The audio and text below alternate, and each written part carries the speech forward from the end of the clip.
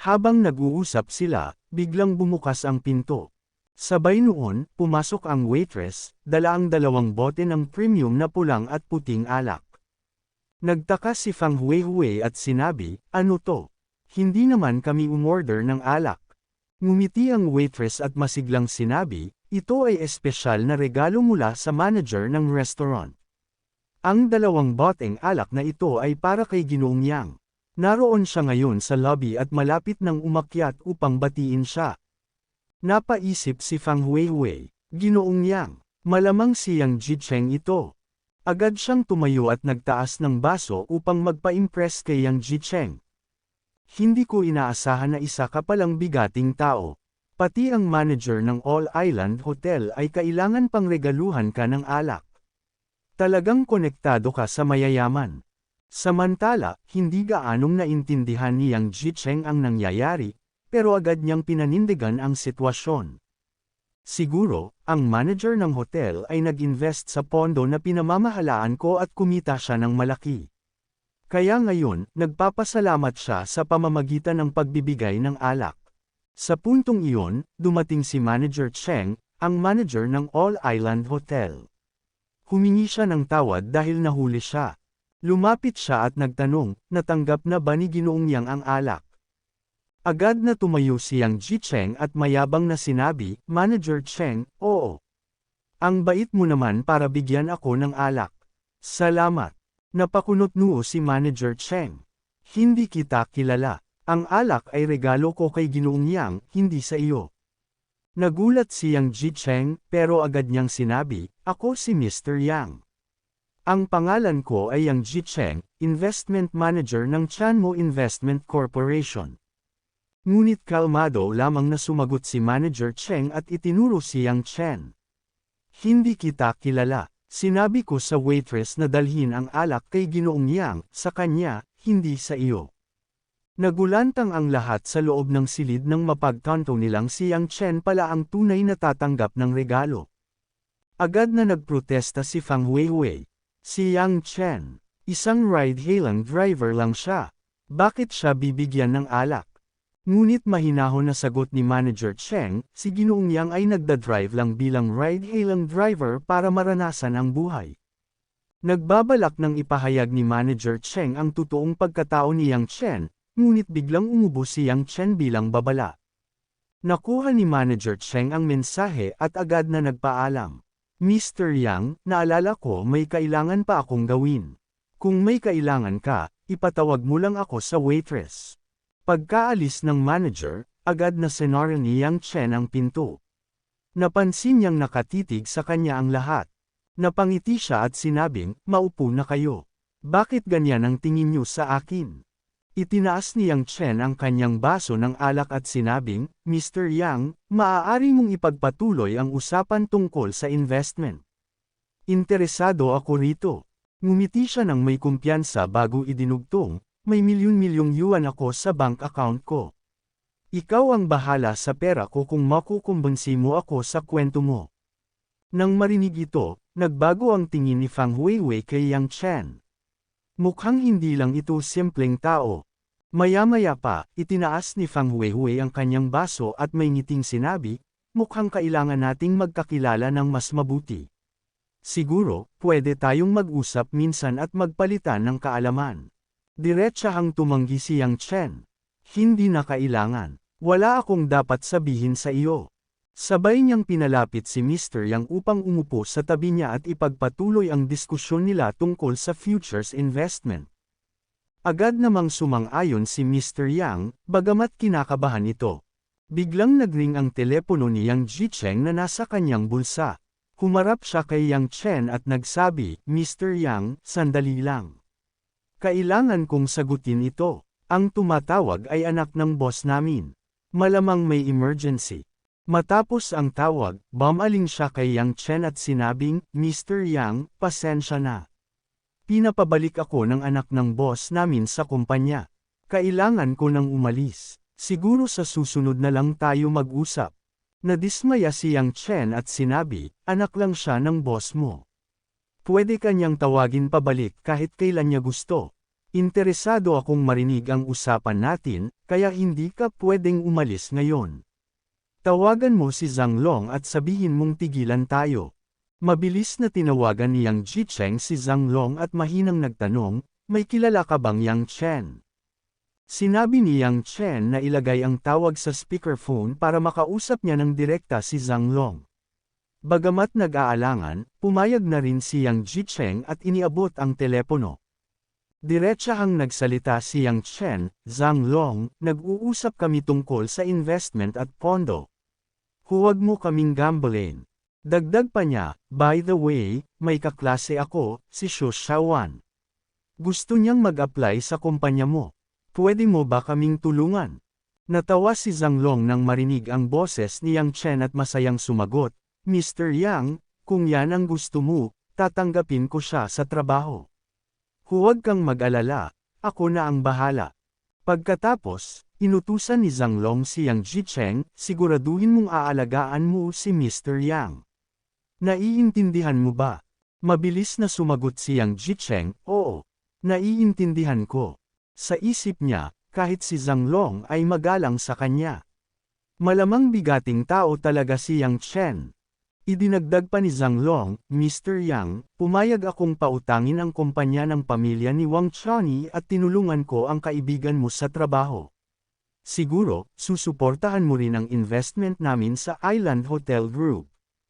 Tahimik na uminom si Yang Chen ng alak at tumango. Siyempre, tinutupad ko ang mga pangako ko. Sa araw ng shareholders meeting, boboto ako pabor sa investment ng Chan mo. Masayang sinabi ni Zhang Long, ayos. Kasunduan na ito. Sabay niyang sinabi kay Yang Jicheng, siguraduhin mong aalagaan mo si Mr. Yang. Naiintindihan mo ba? Mabilis na sumagot si Yang Jicheng, oo. Pagkatapos noon, ibinaba na ni Zhang Long ang tawag. Napansin ni Yang Chen na nakatayo pa rin si Yang Jicheng, tila natulala. Sinabi niya, huwag ka lang tumayo dyan. Umupo ka na at kumain. Dahan-daang umupo si Yang Jicheng sa tabi niya. Kinakabahang nagtanong siya kay Yang Chen, Mr. Yang, ikaw ba ang pangalawang pinakamalaking shareholder ng Island Hotel Group? Muling uminom ng alak si Yang Chen at sumagot, huwag mo nang banggitin yan. Wala rin namang halaga ang stocks kung hindi ito nagiging pera. Sabay niyang tinanong si Yang Jicheng, tama ba ako? Mabilis na tinagayan ni Yang Jicheng ang kanyang baso at sinabing, oo, tama ka. Mr. Yang, ipapaliwanag ko pa sa iyo ang tungkol sa mga pondo. Pagkatapos ng hapunan, pumunta na sila sa parking lot. Sinamahan siya ni Yang Jicheng at Zhao Qin. Habang nakasakay si Yang Chen sa kanyang kotse, sinabi niya, umuwi ka na. Bye. Pagkatapos, bumaling siya kay Xu Shaowan. Saan mo gustong pumunta ngayon? Sasamahan kita hanggang matapos ang araw. Sumagot si Xu Shaowan, mainit sa labas. Pumunta tayo sa SeaWorld para mag-swimming. Mamayang gabi, ako ang taya sa hapunan at manunood tayo ng sine bago maghating gabi. Susundin ko ang gusto mo, sagot ni Yang Chen habang nagsimula na silang umalis. Makalipas ang ilang sandali, nakarating na sila sa SeaWorld. Pagkatapos magpalit ng damit, nagsimula silang maglakad sa tabi ng dagat. Ilang saglit pa, sinabi ni Xu Shaowan, pupunta muna ako sa restroom. Pwede ka nang mauna mag-swimming. Agad namang sumang-ayon si Yang Chen. Isinuot niya ang goggles at tumalon sa tubig. Mabilis at eksakto ang kanyang mga galaw, parang isang propesyonal na atleta. Dahil dito, hinangaan siya ng mga babaeng nasa paligid. Ang hot niya, sabi ng isang babaeng may violet na buhok. Para siyang professional swimmer, napagtanto naman ng isa pang may maikling buhok. Matapos ang ilang oras ng paglangoy, tumayo siya sa tubig. Dahil dito, lalo pang nabighani ang mga babae sa kanya. Pagkatapos noon, umahan siya mula sa tubig upang magpahinga. Habang nakaupo at nagpupunas ng buhok, napansin ng mga babae ang matipuno niyang katawan at ang 6 na pack-abs niya. Agad silang nagkumpulan sa paligid niya. Lumapit ang isang babae at hiningi ang kanyang numero ng telepono. Magalang siyang tumanggi, ngunit may isa pang babae na bigla na lang lumapit at niyakap siya mula sa likod. Nagulat siya at agad na nagtanong, sino ka? Nang lumingon siya, si Wang Chonny pala. Napaisip siya, bakit parang palagi ko na lang siyang nakikita nitong mga nakaraang araw. Lumingon si Wang Chonny sa ibang mga babae at mayabang na sinabi, akin siya. Kaya kung paligayahin ang lalaking ito, kaya pwede na kayong umalis. Nap-icon ang ibang babae at nagbulungan habang papalayo. Akala niya ba dahil may pomelo siya, madali na niyang maakit ang mga lalaki. Napatingin si Yang Chen kay Wang Chonny at sinabing, maganda ang suot mong swimsuit. Ngumiti si Wang Chonny at sinabi, syempre. Makinis ang balat ko, maganda ako, mahaba ang mga binti ko, may hubog ang katawan ko, at malaki ang dibdib ko. Pwede akong sumali sa beauty pageant. Tumingin siya kay Yang Chen at tinanong, hindi ka ba aalis? Bakit ka lang tambay dito? Hindi mo ba nakikita ang mga babaeng iyon? Para silang gustong lemunin ka ng buo. Ipinaliwanag ni Yang Chen, sumama lang ako sa kaklase ko. Wala akong ginawa, sila ang lumapit at nanggulo sa akin. Biglang nagbago ang ekspresyon sa mukha ni Wang Chonny. Napatingin siya sa katawan ni Yang Chen at tila natakam. Habang naglalaway, sinabi niya, ang gwapo mo. Ang ganda ng katawan mo. Hindi ko akalaing ganito kakalakas. Sabay hinawakan niya ang muscles ni Yang Chen at napabulalas, wow! Ang tibay ng katawan mo. Paano mo nagagawang mag-workout? Bahagyang umatras si Yang Chen at sinabi, tumatanggap lang ako ng ride requests kapag gusto ko. Kaya may oras akong mag-gym. Pero agad lumapit si Wang Chonny at bumulong, huwag kang lumayo. Gusto ko pang hawakan ang ibang parte ng katawan mo. Napangiwi si Yang Chen. Huwag mo akong guluhin, paparating na ang kaklase ko. Kaklase, babae o lalaki? Tanong ni Wang Chonny. Siyempre babae. Wala akong oras makisama sa grupo ng mga lalaki, sagot ni Yang Chen. Nina si Wang Chonny, nag-cross arms, at sinimulang titigan si Yang Chen. Seryosong sinabi niya, gusto kong makita kung ano ang itsura niya at kung paano kanya napapayag na samahan siya sa paglangoy. Ako nga, tinanggihan mo noon. Mas maganda ba siya kaysa sa akin? Mabilis namang nagpaliwanag si Yang Chen. Yung kaklase ko ang nagrenta ng kotse ko ngayon. Napaka-inosente niya, hindi tulad mo na puro pang-aakit lang ang iniisip. Mas mabuti pang magpanggap tayong hindi magkakilala. Huwag mo akong istorbohin mamaya. Napangiwi si Wang Chonny, saka tumayo. Fine. Kung hindi tayo magkakilala, edi hindi. Maya-maya, dumating si Xiaowan na nakasuot ng sexing bikini. Kitang-kita ang kanyang kagandahan. Pagkakita ni Yang Chen sa kanya, agad niya itong kinawayan upang bumaba sa tubig. Mahinang sinabi ni Xiaowan kay Yang Chen, hindi ako magaling lumangoy. Natatakot akong pumunta dyan. Madali lang yan, nakangiting sagot ni Yang Chen. Halika't kukunin kita. Mabilis siyang lumangoy papunta kay Xiaowan. Samantala, ang mga babae naman sa paligid ay nagsimulang magtsismisan tungkol kay Xiaowan. Ang suot niya pang swimming. Nakakatawa, bulong ng babaeng may maikling buhok. Tingnan mo yan, nagpapaka-innocent pa. Sagot ng isa. Habang pinagmamasdan ni Wang Chonny ang lahat ng ito, napaisip siya, mukhang mahilig si Yang Chen sa inosenteng babae. Kailangan ko sigurong magbago. Lumapit si Yang Chen kay Xu Xiaowan at nagtanong, marunong ka bang lumangoy? Tumungo si Xiaowan at sinagot siya, oo, pero hindi ako ganoon kagaling. Ngumiti si Yang Chen, tutulungan kita. Una, humiga ka lang sa tubig, aalalayan kita. Tapos, iunat mo lang ang mga braso mo. Sumang-ayon si Xiaowan at bumaba na sa tubig upang mag-aral lumangoy. Habang dumidiretso sa tubig, bigla siyang napakapit kay Yang Chen at nagsabing, Yang Chen, tulungan mo ako. Habang kinakabahan, sinambit niya, medyo natatakot ako. Habang mahigpit na nakahawak si Xu Xiaowan sa katawan ni Yang Chen, sinabi nito, huwag kang mag-alala. Hawakan mo lang ako. Habang nangyayari ito, napansin ni Yang Chen na may pinagtatalunan sina Wang Chonny at ang ibang babae sa gilid ng pool.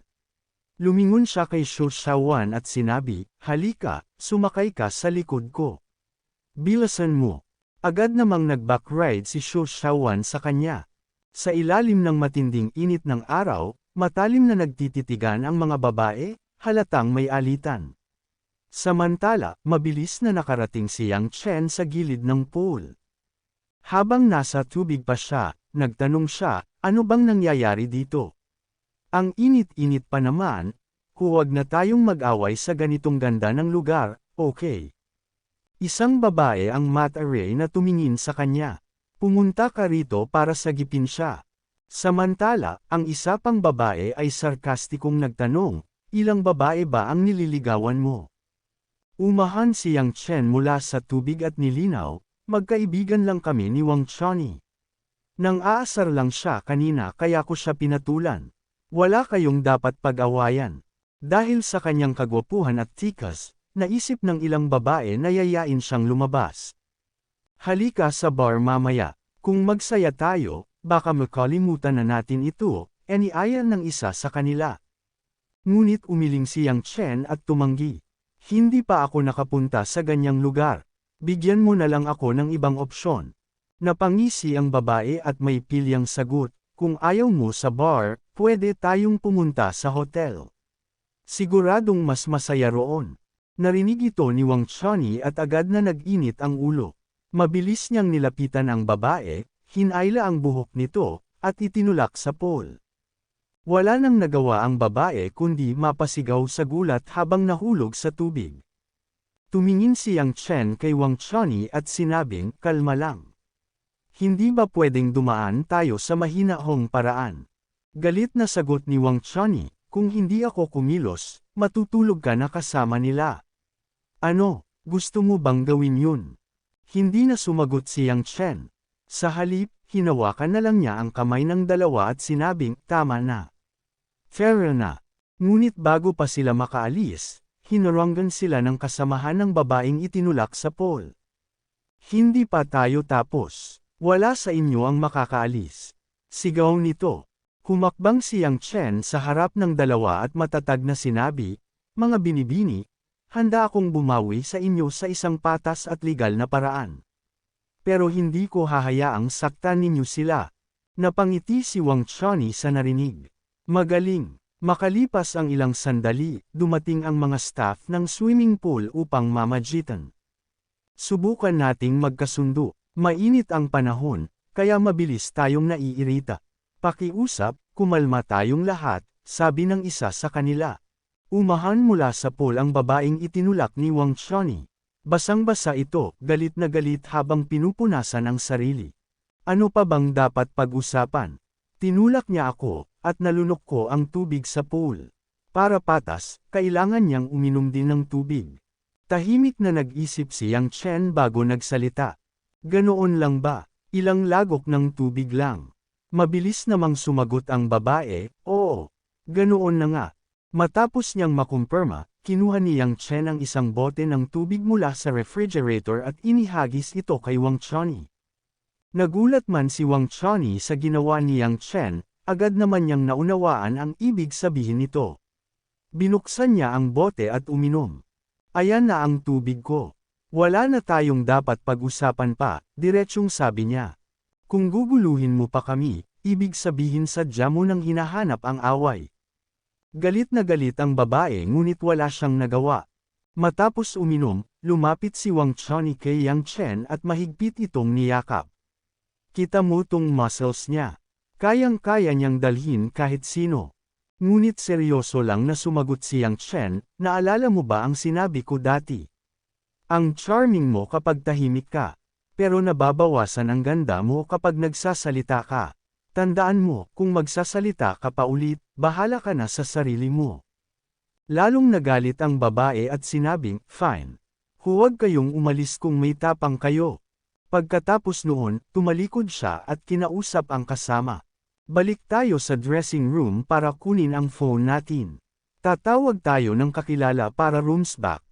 Nag-aalala si Xiaowan at bamulong kay Yang Chen, mas mabuti pang umalis na tayo ngayon. Kung may tawagin silang mga tao, tiyak na mapapahamak tayo. Ngunit nanatiling kalmado si Wang Chani. Huwag kang matakot. Kaya ni Yang Chen ay handle ito. Wala tayong dapat ikatakot. Maging si Yang Chen ay tumango. Huwag kang mag-alala. Kung may dumating man sila, ako na ang bahala. Kalimutan na natin sila at mag-swimming na lang tayo. Dahil dito, ang tatlo, isang lalaki at dalawang babae, ay nagpatuloy sa kasiyahan sa tabi ng pool. Makalipas ang ilang minuto, bumalik ang babae kanina, ngayon ay may kasamang isang lalaking matipuno. Galit nitong itinuro si Yang Chen. Siya yun. Babe, turuan mo siya ng leksyon para sa akin. Pinilit niya akong lumubog sa tubig at nalunok ko ito. I got so much motherfucking right